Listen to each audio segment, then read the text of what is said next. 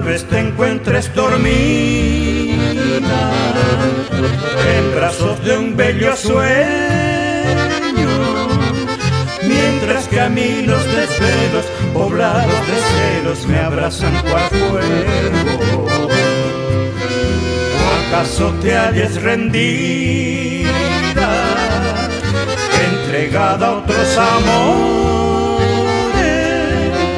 En tanto yo en los jardines de un sueño imposible deshojo las flores.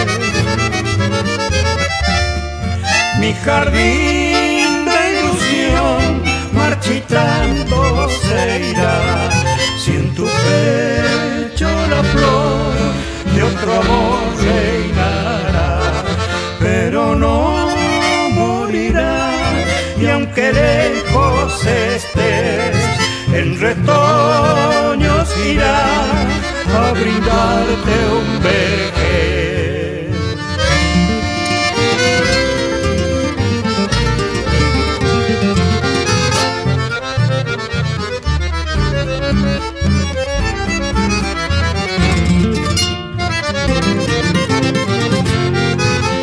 Si el amarte es un castigo, quiero sufrir la condena, aunque de a poco el quebranto me deje sin llanto y me mate esta pena de no tenerte conmigo, siendo este amor tan profundo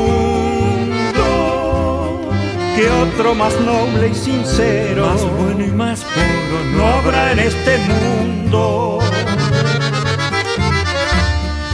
Mi jardín de ilusión marchitando se irá, si en tu pecho la flor de otro amor reinará, pero no morirá, y aunque lejos estés, en retoños irá a brindarte